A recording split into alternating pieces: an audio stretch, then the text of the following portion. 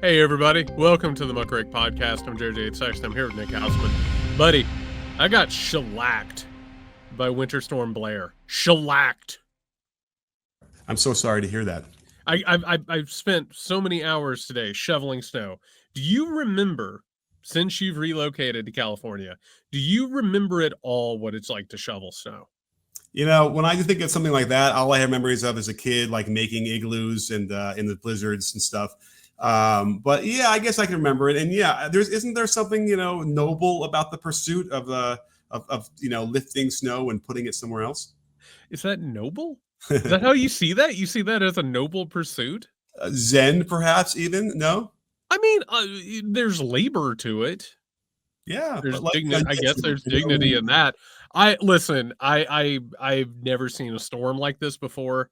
It was incredible. It was awe-inspiring to see it. I hope our listeners are okay, but I got the living hell knocked out of me by this thing. Wow. Well, it'll make you appreciate the warm weather when it finally comes back. There you go. Thank you, Nick, for putting the beautiful face on it. A reminder, everybody, we've got a whole host of things to talk about, but a reminder, go to patreon.com/muckrake-podcast. Keep us editorially independent. Remember that independent media is where you're coming for your actual solutions and analysis, as opposed to corporate media, which thank God everybody's giving up on. Patreon.com/muckrake-podcast. Also, you get the Weekender on Fridays. We know you already listened to the preview. Come on, listen to the whole show. Nick, we're recording this on Monday, January 6, 2025, which makes it the 4th anniversary of the January 6th attempted coup. It's a weird day. Congress met today to certify the 2024 election. Kamala Harris, as vice president, presided over the ceremony, which, for those who maybe don't remember, back in 2020, thousands of people stormed the Capitol of the United States of America, attempted to overthrow the 2020 election and reinstall Donald Trump as president of the United States of America. Nick, we're going to talk about the legacy of the January 6th attack and where we are now. What are your thoughts? How do you feel about January 6th now, 4 years later? The context is that he got elected again just in spite of that, right? Or because of that. Both. Right. Yes.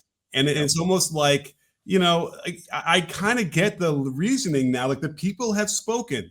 And however you want to characterize what happened, whether you thought it was a riot, whether you thought it was an insurrection, it's not good. There isn't really any way that anybody could have said this was a good thing that happened. And yet, as a feature, they reelected the guy that inspired this whole thing. And I think that everyone understands that. I don't think you're going to get any kind of disconnect between the Donald Trump's exhortations and people going to the Capitol and doing what they did. So that is the thing that really sticks with me, is that the people voted in record numbers to affirm this action. Yeah, I want to talk in a minute about how we arrived there. Why it was possible for people to say, you know what, I'm still going to vote for this guy. I do not care. And I think there is a traceable path to how we arrived at that point. But I do want to say very, very quickly, this was an attempted coup. Like, people want very badly to now change the memory of what happened here. And I think there's a variety of reasons for that. First of all, is the sheer and utter horror of having the guy who carried this out to get reelected after we've seen what he did, and we somehow or another managed to dodge the bullet, right? So now it has to be sort of revised in terms of people's memories. And everybody now looks back on it and they're like, well, it wasn't really a coup attempt. It was more of a riot that got out of control. Never mind, of course, that it was paramilitaries that planned to overtake the government, who were in seeming contact with the administration itself. This was part of an ongoing plan, not just between Trump and all of his weird freak cronies, but also the think tanks, the institutes, the right-wing donors, spouses of Supreme Court justices, and these paramilitaries that all came together. It was a big, giant construct that was meant to overthrow the election of 2020 and keep him in power. But the way that it has now been revised and pushed as something as of an alternative, I think is going to have repercussions that are going to last far longer than the next 4 years that we have of a Trump presidency, or however long it happens to go. Well, this revision is going to be revised again as soon as Trump comes into office and pardons every single one of the January 6th defendants. I refuse to believe that he is going to go through all 1,000 people who were sentenced and pick and choose some people to get pardons and others not to. That would take work. What's that? That would take work. It would take work. I feel like he's just going to say, you know what, blanket pardon. And again, that's going to increase this dismissive tone of what happened then. And yes, the repercussions are going to be awful because, again, you know, these people might be willing to sort of deal with what they went through prosecutorially, knowing that, you know, we can get him elected again, then I'm going to get off. And it'll be expunged. I won't have to serve my time, this and that, whatever. And that's really part of the ending of democracy, right? Democracy should be that you get, you know, there is some consequences to breaking the law. Yeah, and here there weren't, except for, you know, some of the foot soldiers and all this, and inevitably they will probably be pardoned, and they'll be welcomed into the far right, the paramilitary ranks, the militia ranks, and they'll be treated like heroes by the right wing. And also, look where we are nationally at this point. Trump isn't held accountable. The government has, you know, very little desire to do very much besides put on a photogenic, television-ready, you know, committee that hears all this evidence and makes suggestions. Nothing really comes from that. Congressional members like Josh Hawley and Ted Cruz, who were part of the entire plot and happy to carry it out, even after the storming of the Capitol, they get reelected and they have moved up in the ranks of the Republican Party. It has now become Republican dogma. You have to, within the Republican Party, at least say that you believe that Donald Trump won the 2020 election, and also carry out the idea that January 6th wasn't really a coup. It was more of an FBI inside job psyop. And Nick, as long as we're like talking about that, the new head of the FBI, Kash Patel, believes that it was an FBI inside job and has told everybody who would listen that it was. So where are we 4 years later? Because this wasn't treated seriously outside of a few people, like because it wasn't, we have now continued to go down this slippery slope. And so as a result, the Republican Party, they realized, like they did with Trump, the guardrails aren't there. There is absolutely no incentive to play by the rules and to moderate themselves. They're going to become more and more radical as time goes on. And you can say, oh, we're sliding towards authoritarianism, things like that. We're not sliding. We're already in the middle of the fall, right? It's already happened. The sliding has started. We are floating through space down the mountain on the way to the bottom. So that's the problem, is that anybody wants to be like who had poo-pooed all this before, it's too late at this point. You know, by the way, you think that Kash Patel is going to get confirmed? I mean, I don't see any reason why he wouldn't at this point. I mean, Adam Schiff was on the show, is wringing his hands pretty hard. Adam Schiff? Yeah. No, Adam Schiff, was he expressing concern, Nick? You could hear the skin of his hands. Oh, man. As he was squeezing them. I didn't realize he was expressing concern on television. Well, yeah. I'll have to look into this. No uncertain terms. So, you know, remember, he still needs, it's close in the Senate, so you never know. But yeah, if that happens, then we're really in trouble. Yeah, Kash Patel is like one of the more dangerous nominees in all of this. Well, Nick, I want to talk about how this occurred, and I don't mean January 6th. We like basically that's all been laid out, you know, that this big giant conspiracy and all these different modes were coming together, and also they learned from it. They learned what all the vulnerabilities were. They learned what they could get away with. They learned where their money should be, and they came back like much more prepared. Nick, in terms of how 4 years later, we now look back at this, and I think I said this not long after it occurred. I said, this is either going to be like the beginning of the end for right-wing extremism, where finally people say, you know what, we need to do something about this, and they actually hold them accountable, or it would be the beer hall putsch, right? Which is where, of course, the National Socialists tried to take over. They failed. They went to jail. Then they became radicalized, and they were released, and then they, you know, became more and more radical and took power. Now, I remember this moment, and I don't know if you think about it very often. like the day of, everybody basically outside of the most MAGA diehard people, and even they were like, oh my God, this is too far. Make it stop. Even Trump's family members and closest allies were like, you need to do something about this. Even Republicans were like, this is awful. The media talked about this as the worst thing that ever happened. And within days, we saw two things happen. Fox News started saying, like through Tucker Carlson, that this might have been an inside job with the FBI, right? That was their cover story. And it actually wasn't all that bad. And what did our liberal media do? They talked about it as norms, right? This broke some norms. Oh, we're so worried about the norms. We have to think about the peaceful transfer of power. It was not portrayed and dealt with as the attempted coup that it actually was, which gave it a lot of rhetorical and political ground in order to move around and to continue to gestate and become more and more normal. So it's Fox News' fault. Well, Fox News certainly holds part of the blame on this thing, but our liberal media did as well, and the Democratic Party dropped the ball on top of that. I know that's a shocker to everybody. Yeah, I mean, but what about even like Mitch McConnell, who had no problem, in no uncertain terms, condemning everything that happened there and blaming Donald Trump for that? And he was within, again, 48 hours, I suppose, he was just watching Fox News and realized, oh, that was a mistake. That was a moment where you thought, okay, if Mitch McConnell is willing to go on record and say those things, and that there could be something to this, maybe the impeachment or whatever would have happened. Because remember, if they had just gone through with the impeachment and allowed and gotten enough of those votes, then Donald Trump wouldn't have been allowed to run again. Yeah, and I mean that would have necessarily like at least started to take care of the problem, right? And yeah, you can't tell me that a number of those senators that didn't voted not guilty, they would have been happy having him not be part of the process anymore, I think. Well, I mean, it's a long, Nick, it's a trail of the dead of the people who should have held Trump accountable or done something in the right spot. Everyone from Mitch McConnell to Merrick Garland to the Democratic Party, which just sort of tried to, just sort of norm this thing to death.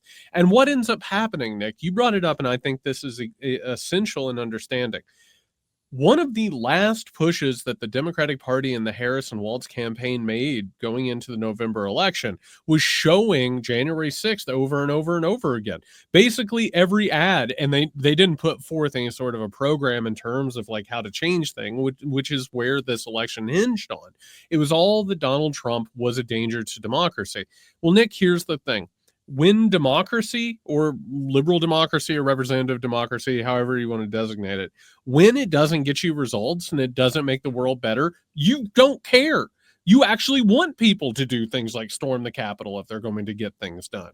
Yeah. And so what has occurred is the Democratic media, the political class, the economic class, the journalist class, whatever you want to call it, all of these groups have failed so spectacularly that nobody cares if somebody overtakes the Capitol. And quite frankly, we're in an environment now where if somebody were to go out and hurt a politician, particularly the people who have made things worse, some people would cheer. And so as a result, you look at something like January 6th, and in a lot of ways, it has that type of violence has now become normalized and even sort of incentivized and even sort of welcomed in a lot of people. And then serves as a deterrent for anybody who actually does care about the rule of law to stand up and try and insist that these things we need to be prosecuted or we need to have oversight because of the fear of being attacked violently, to their person. It is really, really, that's probably the biggest issue I have with all of this is that it's going to change. It's not a norm. It just changes the environment itself. And adds a level of fear and anger that never should have been involved with this in the first place. And as you said from the beginning, there is no reason for Republicans to ever concede a race anymore. Why would you? Right. Why would you? And that time period, and again, you and I are going to talk about the Biden presidency before January 20th in depth. This is going to go down as one of the most consequential 4-year periods in American history. How many things were failed, not just holding Donald Trump accountable, not just like fixing the authoritarian threat, but also not making things better and sort of breaking the neoliberal stalemate in all of this. Mm-hmm. And it allowed this thing to now be revised and changed. And Nick, I would be remiss before we move on. I wanted to talk about the manifesto of the guy who killed himself in Las Vegas in the Cybertruck. This manifesto has now been made available. And it's one of those things where our media will sort of like crib from it, but they won't really get in depth about what necessarily is being said, which is unfortunate. I'm going to read you a few things from this manifesto / suicide note. He said, quote, "It's time to wake up." And he said that he was trying to quiet the trauma from the war, which I was talking about when we were talking about these attacks. He said, "Military and vets need to move on DC starting now. Militias facilitate and augment this activity. Occupy every road and be prepared to fight to get the Dems out of the federal government and military by any means necessary. There's a need for a hard reset with support for Donald Trump and Elon Musk talking about masculinity, anti-DEI, all this stuff." Nick, that is on New Year's Day, January 1st, 2025. If you were to magically transport that manifesto back to January 6, 2021, it would fit right in, right? That would have been somebody who had been right at home with this. And in fact, I think this is the disturbing part, Nick. Him killing himself in a Cybertruck in front of the Trump Hotel in Las Vegas, it's actually trying to, like, it is obviously ending his own life, but it's also, I think in his mind, was the equivalent of like a monk setting himself on fire to protest the Vietnam War, or someone setting themselves on fire to protest the climate change or what's going on in Gaza. Like, this has become a movement simply because it wasn't addressed. I agree. And like whenever we've said things like these kind of rhetoric leads to violence, and people are like, oh, no, it doesn't really. But yes, it does, Yes, it does. over and over again in a lot of different venues in different ways. And this is another one of those for sure, where we had, thought when we first heard about the reporting that maybe this had something to do with someone who was had seen some things and gone through some serious trauma and hadn't been able to properly deal with it. Yep. Now you mix that with what the kind of things that Trump says, and that's what you get. There's other stuff that they say was attributed to his writing, which is interesting because it sort of expands into the whole conspiracy theory thing where he was trying to talk about drones and what that means with China. And, then you have people responding who are like, well, this guy was in the military. He definitely would never have written that. That doesn't make sense. So now it's all muddled, because that's what I almost thought you were going to talk about, because there's that part of the, I guess not the manifesto, but other writings that they're saying that he wrote. And either way, someone, he's not well. Like, he just had gotten off the reality train, right, and was really struggling to maintain some sense of peace. And I thankfully, what ended up happening was no one else got hurt. But I guess it just adds more fuel to people who think this is all a setup. People don't think it was him in that car. People are saying he didn't shoot himself, and then blow up the truck. Like, how could that happen? And all sorts of horrible stuff. And again, it just serves to distract from what the real issue here is. And by the way, Nick, of the three groups that were at January 6th and carried out that attempted coup, there were rank and file Donald Trump MAGA supporters who thought that they were part of a movement, right? That thought that they needed, their president had been ripped off and he needed help. There were the people of the burger class, people who own multiple car lots or are real estate agents who rented a private plane to go to Washington, D.C. Is that burger with like an H in there? Burger, Burgher, right. Which that used to be one of the ruling classes of the country, right? If you owned the major, textile plant in the American Southeast, you could not just be a senator, but you could bankroll a president. And they've been supplanted by the wealth class and the oligarchical class. The third group were paramilitaries and militias, right? People who went and wanted to basically fuck shit up. Of those three groups, Nick, they were all three people looking for something because they needed something to define themselves. That's why they're part of MAGA. What else, Nick? Many of them were unwell. Many of them were very, very unwell. And when these things come together and there's a person like Donald Trump and the wealth class there ready to capitalize off of it, it coalesces into something larger and very dangerous. And more evidence of them being unwell is that when the push comes to shove and they got caught, immediately becomes, it was all Antifa. Yeah. Immediately Antifa. Like when you hear that kind of thing, it's just, to me, it's an acknowledgement that I need to have some other story to make it seem like that was what happened, because I can't come to grips with what I did. I have to come up with some sort of a fantasy, and that's what they did. They have their immediate fantasy. Well, Nick, let's move away from American politics for a minute. We have a couple of international stories that we need to talk about. Earlier today, Canadian Prime Minister Justin Trudeau, after nine going on 10 years in power, he announced that he is going to resign as the leader of the Liberal Party and as the Prime Minister of Canada. There will be elections coming up soon. The Liberal Party is in absolute disarray.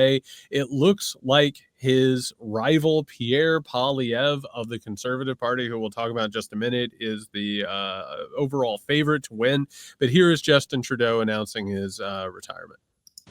So last night over dinner, I told my kids about the decision that I'm sharing with you today.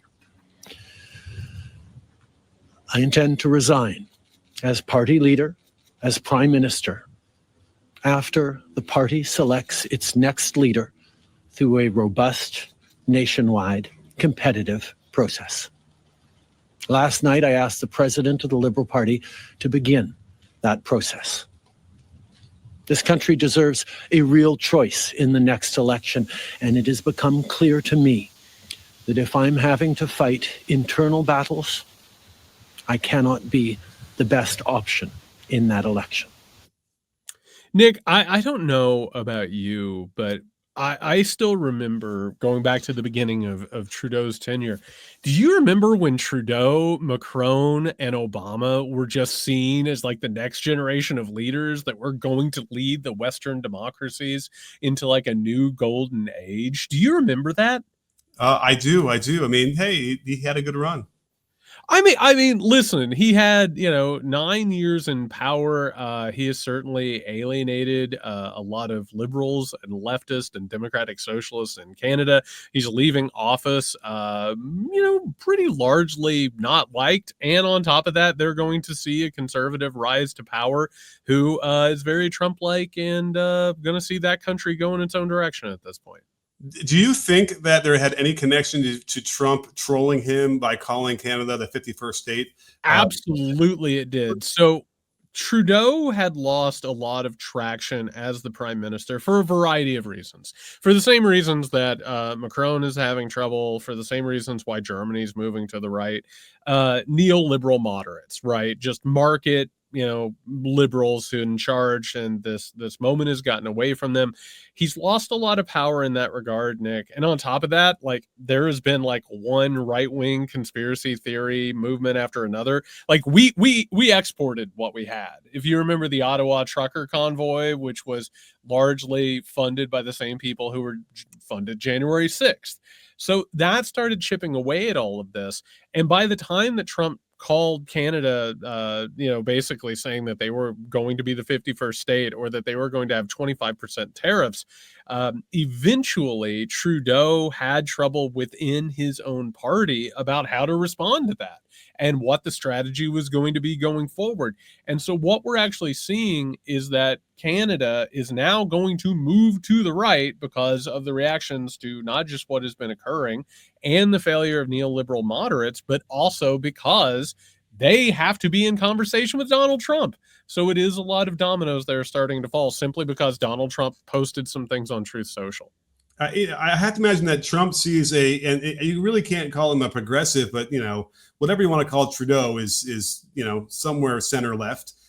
He must sort of feel like that's weak, and so I can now go, like he won't do that to every country, and now I guess every country isn't connected to America like Canada and Mexico are. But he couldn't say Mexico is going to become the 51st state because those people don't look like Canadians. Mm-hmm. So that's the question: is it doesn't matter who the prime minister is, as long as he's some version of a leftist to Trump, he's going to do that and be incendiary to him. Whereas maybe someone who's a little bit more of a strong man kind of thing, he won't do that towards, right? So it's like, I don't know if Trudeau had any hope of overcoming that. Like there isn't a response that was going to ring true for him either way. Nick, in 2 years, and I'm just putting this out there. I mean, as long as we're not dragged kicking and screaming out of our respective recording studios or, black bagged on the street somewhere, I have to imagine in about 2 years, you and I will get on here to record an episode, and we will look around and we'll say, who's left standing? And I don't just mean the people that we've talked about. I mean the countries in general. We'll talk about the UK in a second with what's going on in terms of Elon Musk, meddling in English affairs.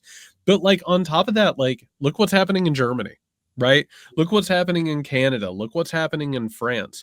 One of the things that I have been afraid of is that the neoliberal failure would deliver state power over to authoritarian hands all around, right? And we're right now kind of on the precipice of either a showdown with right-wing international authoritarianism or joining it.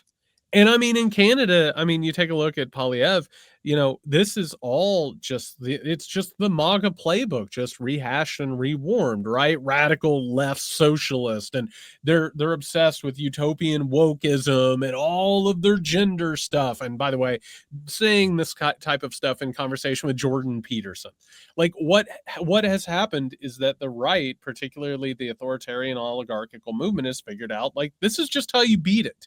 And so now we're going to see Canada, who, Nick, I don't know if I've ever said this to you. I never got more requests for interviews than I did from Canadians. And I'll tell you why. Because they wanted to know what the hell was going on here. They were so flummoxed by the American MAGA right-wing movement that they all wanted to ask, how is this happening? Why is your country losing its mind? And a few years ago, they looked up and they were like, oh, God. Here we are. Mm-hmm. So the question now is, who's going to be left standing? So that thing that Tired and Wired, that they do? That thing. So Tired would be World War I and World War II, where you had a country overtake other countries to impose their will and the Nazis impose their Nazism across Europe. Well, why do that? What Wired is now, you do it from within.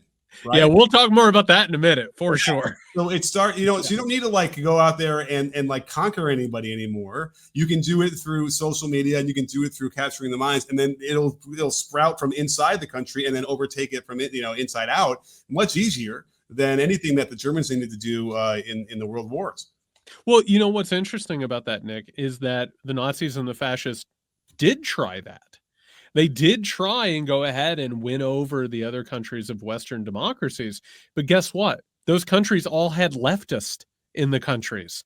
They had people who stood up to them in the United States, in France, in England. But, after the war, they wiped all those people out. So it's almost like they wiped out the antibodies and they just, left a bunch of moderates who were going to basically capitulate to this stuff. Yeah. And put us in our current situation. Taking advantage of democracy itself, right? Because like even when, in the Middle East, when places like Egypt were like, being sort of threatened with sanctions and stuff, if they didn't impose some version of democracy, well, they took a step back and looked at it and said, oh, you mean we just need to have like elections? Okay, without any oversight from anybody, like, okay, great. That's what's going to make us look like we're democratic. Awesome. And so they just have the sham elections, and as all these authoritarian countries do anyway, and they get to, put a sheen of democracy over the top of it. It was never that way. And eventually that creeps across the world. And so, yes, it is concerning. I got my money on Finland. That's who I'm going to say is going to hold out here. Finland is the place to be. That's gonna be the beachhead. Yeah, that's gonna be the okay. You know what? I to my Finnish brothers and sisters and listeners, like I wish you the best luck. And for the record, I said this when everyone's like, "Well, I guess I'll go to Canada." You can't run from this. Mm-hmm. This is a worldwide infection, and you cannot run from it. You have to defeat it. And this whole thing, it's gathering up speed. Speaking of, in the United Kingdom, we had talked a little bit about Elon Musk starting to endorse alternative for Deutschland or Germany. And we talked about him pledging or planning to pledge millions upon millions of dollars to the UK, where supposedly he was going to help Nigel Farage of Reform UK. Well, now Elon Musk has decided that Farage, one of the main architects of Brexit, quote, doesn't have what it takes. And Nick, that's because Nigel Farage doesn't agree with Elon Musk about a guy named Tommy Robinson. Now, Tommy Robinson is a real piece of shit that I've been following the past few years. He is a hooligan. He is a conspiracy theorist. He's a white supremacist. He's currently serving a 18-month prison sentence based on a lot of the violence that's been carried out and the decisions that he's run counter to. Elon Musk, because he's in bed with Alex Jones and that entire crew, wants Tommy Robinson not only released, but to be featured in terms of the British far right. So here we go again, Elon Musk putting his thumb on the scale, and now even Nigel Farage isn't far enough right wing for him. It's remarkable, but again, Tommy Robinson is a psyop. There is no question in my mind, and again, this is Russia. This sounds like Russian propaganda to me, because all they're trying to do is foment unrest, right? And so how else would you do that? There's no reason for Musk to get behind the piece of shit that Tommy Robinson is, and has been demonstrated that he's been for decades now, right? There's nothing redeeming about this guy, and nothing worth going on the limb to go out and say he should be released and they should expunge whatever his crimes were. The only reason in my mind would be because Russia knows that would continue to increase unrest in their designs to attack the Western civilizations. So that's all I can explain for this. There's no other way to figure out for me other than he's being put up to this because of someone like Russia. Well, I mean, with Elon Musk, sometimes it's kind of hard to tell, Nick, because, truthfully, at the wealth and oligarchical class, most of the people are aware of what they're doing. You know what I mean? Like, you go in order to sort of like get a military industrial complex contract, and you sort of know, like, you're in the room together and you're like, we're on the same side. We're both wealthy. We're both influential. This guy's an idiot. Like, Elon Musk is a truthful idiot. And I have to assume sometimes it's almost like Oz and Kansas. Like, sometimes he steps into the Technicolor, and sometimes he steps out, and sometimes he steps in and steps out. All I know is that Robinson has been pushed forward by Alex Jones now for years. And every time Robinson wants to lie about some sort of refugee or immigrant attack that he wants to turn into something it's not in order to try and push some sort of an idea, it's not only benefiting the wealth class like Elon Musk, but it's absolutely benefiting these same assholes. Everyone from Vladimir Putin down, like everybody who wants to use white patriarchal supremacy as the means to go ahead and destroy everything that's left of liberal democracy. So like it's everybody sort of pot committed, involved, partnering with each other, sometimes turning on each other. And here we have again Nigel Farage, who is one of the people who did most of the things he's done for economic purposes. He's simply not far enough right. They need somebody more extreme, which, I mean, Tommy Robinson might end up being the guy for all we know. Fair enough. And there's actually an interesting thread I saw on Blue Sky from a guy, Chad Loader, who discussed Elon Musk being someone who he grew up in apartheid, so he's already kind of got the background for a lot. That's right. Yes. And he was not well liked, and he's growing up, and he didn't fit in, and that's always been trying to do this whole time. And that's what we're seeing with him spending Thanksgiving at Mar-a-Lago, because he won't spend it with his family. He won't risk leaving for a second and then being cast out again like he has his whole life. But the group that he's walked into, you have to kind of be a horrible person to be a member. And once you are, the adulation that you get and that sense of self and fitting in is so powerful that you begin to then assimilate all of those horrible things as well. Do you know what else works like that, Nick? What? White supremacist groups. Mm-hmm. Yeah. They work the exact same way. Yeah, and they do that on purpose. They recognize people like that who can be taken advantage of in that setting. But Musk is like a gold mine because he already had grown up in that milieu as it is. So it's not like overnight he suddenly just became this person. But this is his first taste probably of really feeling like he is part of something. And that's a sweet siren song for certain people. And that's why it'll only get worse from here on out. And there probably isn't much of a deprogramming that can happen. Yeah. And I just want to point out, in all of these instances, we're talking about very big stories, right? We're talking about an attempted takeover of the government. We're talking about a prime minister resigning. Now we're talking about Elon Musk trying to take over Great Britain and the UK. Again, you can't, as a listener, you can't do anything about this. You cannot personally stop this stuff. The only thing you can do is take care of yourself and take care of your communities. And you better believe that when someone in your community starts talking about Tommy Robinson, or they start trying to get together a group of people to help people like Tommy Robinson, or to join into a Tommy Robinson type thing. And by the way, what you just brought up, how these groups make people feel included and empowered, like you say, knock that shit off. And do you know what happened in Great Britain, Nick, when all of a sudden the Great Britain fascists started coming out of the woodwork whenever the fascists were trying to get a foothold in the United States of America? Do you know what they did? They beat the living shit out of them. They said, not here. Yeah. You are not going to march down our square. You are not going to invite our young people into this. You're not welcome here. And that's the type of role that everybody can play. I mean, in Germany, did the same thing by outlawing any kind of Nazism. You could not say anything without being prosecuted for that. That was very powerful, and that's already now waning. And that won't, that effect. We have people who are now able to say Nazi slogans out loud and not be prosecuted. So, yeah, there's a creep going on across the world right now, and it's troubling. That's right. Nick, coming back to the United States, I want to talk about a really, really quiet story that has massive implications. The Quincy Institute has released a report that reveals that the top 50 think tanks and institutes in the United States of America have taken in over $100 million in the past 5 years from foreign governments. The biggest donors are places like the United Arab Emirates, surprise, surprise, Saudi Arabia, and Qatar, and that they have more or less, through these donations, become unofficial lobbyists and collaborators with these states. I'm going to talk a little bit about why this is so important, but Nick, what is your reaction to this? I mean, is the solution that the think tanks are simply not supposed to take foreign money like that? I mean, they can. Obviously they can, right? This is the back door, right?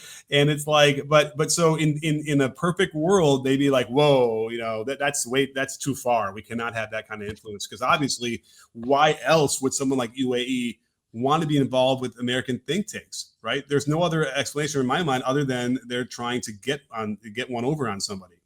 Well, I'll tell you this. Number one, the think tank and institute complex of the United States of America is one of the most influential things that we have. These are the people who provide our politicians with all of their white paper, their policy proposals.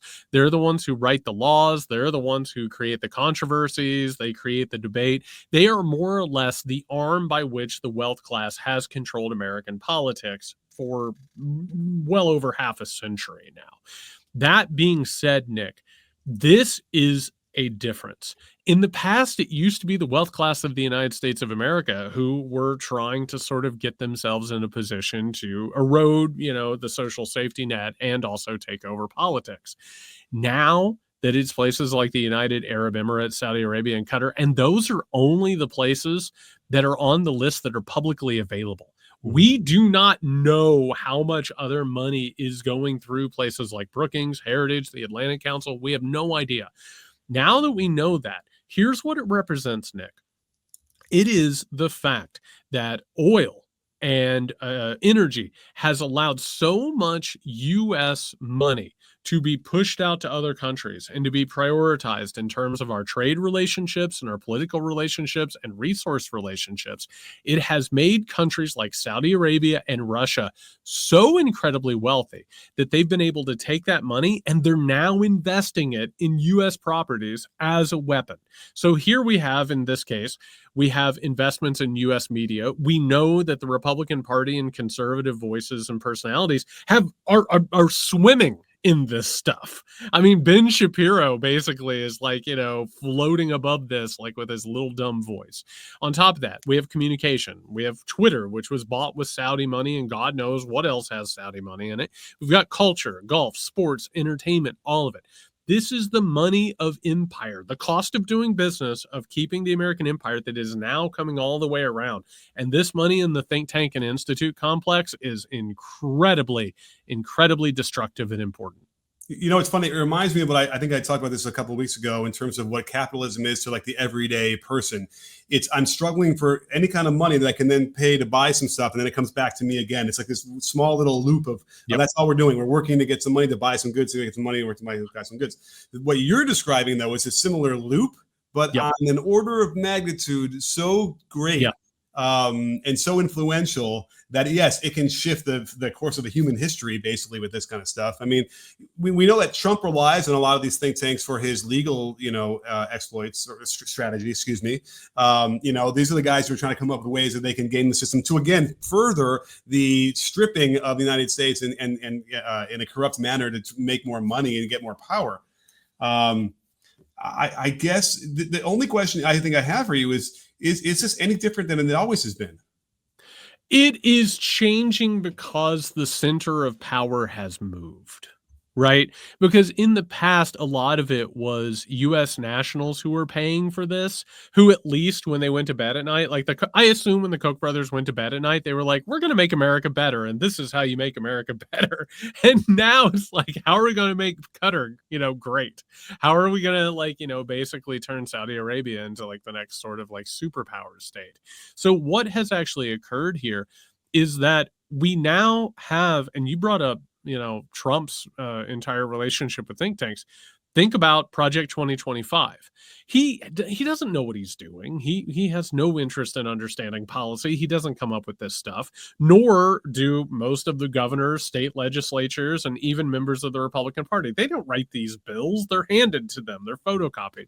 The people who write the bills and who create the controversies, everything from DEI to kitty litter in kindergarten classrooms, those people are now being paid by people outside of the United States in ways that very well might outweigh what the wealth class is paying them. So for all we know, the administrative perspective and agendas are being written on behalf of people outside of the country. It is a wild, wild new place to be. It kind of reminds me, if you can bear with me for a second, can you? There's a movie called Judgment Night where Dennis Leary is the bad guy, right? And he's a badass. And he finally gets people they've been chasing, and he's about to come down on them. But then they ended up having to wander into a different part of the city than he's used to being in to find these people. So that when he encroaches on this other gang's territory, and he quickly realizes he's not the badass that he thought he was. And he's looking around going, oh, this is bad. And I kind of picture like the Koch brothers, right? This is their domain. They've had control of this for a long, long time. But then they're looking at people who are even wealthier than them and now have the power to be even more powerful than them. And they're looking around going, oh, shit, this is a problem. Like, I'm not going to be able to handle this situation. Well, Nick, it's not just the Saudis and it's not just the Russians. What has become immediately clear to me is that one thing that is changing now, the wealth class is being eclipsed by the oligarchical class. Yeah. Some of them are going to climb up into that class and some of them belong to it. Other ones aren't. And I brought up the burgers earlier, right? The people who own the car lots, who own the real estate, who own like the textile company that's the biggest one in Arizona. Those people are pissed off, Nick, because they have millions of dollars, but they're effectively, there's a ceiling above them at this point, and they don't have much influence, right? Because the money at the wealth class level outweighs them. Guess what's happening to the wealth class? There's a new ceiling that's being put up. And it's not just Americans who are like over that ceiling. A lot of them, like Elon Musk and the Saudis and the Russians, don't happen to be American, and they also happen to own most of the resources and most of the tools of production. It's probably why you've railed against the existence of billionaires in the past. But whatever wealth Musk has now, it's tens of billions. What does he have? I don't even know what it is. Oh no, he's got hundreds of billions. Hundreds of billions. Yeah. So you'll see trillionaires. Like we will have trillionaires. Oh yeah, he will likely be the first trillionaire if he survives. Yes. Yeah. In the next, maybe 10, 15, 20 years, the way this is going. So that's what's going to be a problem because you're going to end up having such disparities in wealth classes and we've seen over time, over the history of our civilization, why that's so detrimental, the bigger that gap gets. And so we're going to have, I'm watching Silo right now and I'm it feels like that's our future. Nick, there are billionaires who are not members of the oligarchical class. Like, put that into your mind. There are people who have literally billions of dollars who still don't have that much leverage on what's going on. They're able to control certain things, right? They're able to have a lot of influence in certain ways. It just so happens that it's not at that level, right? Like, they don't have tens of billions. They don't have 100 billion. Therefore, they are still part of the wealth class. So what's actually occurred is they've sort of just been lapped. Right. In a way that, like, it's like one of those things where you sort of look up and you're like, oh wait, we're not really buying like vinyl records anymore. Oh, we're buying CDs. Mm-hmm. Oh, okay. Well, I get. We're not buying CDs anymore. Okay, it's just changing in a way that I don't think most people have really caught up to at this point. But I feel like the structure has always sort of been there, right? We've always talked about there's 10 guys in the room smoking cigars, controlling the entire world, right? Now it's almost like a little. Now they're doing ketamine. You're doing now it's ketamine, right? So that structure is still there. The room might have changed countries, or it might have changed what floor it's on in that building, but right. There's still a structure of control that exists across this whole thing. If you want to buy into that, the Men in Black thing or whatever that would be, which it probably has existed for the entire history of the United States. Not that it's like national treasure, right, or whatever, but all those, this whole notion has been there for a long time. And so, but I feel like there is something different about this. It's more profound, and it's probably just even more threatening once and for all to the structure of our society. I'll just say very quickly, and I did a audio for my Substack, Dispatches from a Collapsing State, about this. Just very quickly, this is the evolution of capitalism. Like, It's not like a big giant departure. That's where all of this was heading, right? It's just different features and different focuses. And now the United States of America, as I keep saying on this podcast, the American empire is on the decline. And so now all of a sudden it's going to change in these ways. Have a great weekend, everybody. All right. Well, it's not the Weekender. Great week, everybody. Have a great week, everybody. We will be back with the Weekender on Friday. In the meantime, you can find Nick on Blue Sky at Nick Hauselman. You can find me at Sexton. Be safe. See you then.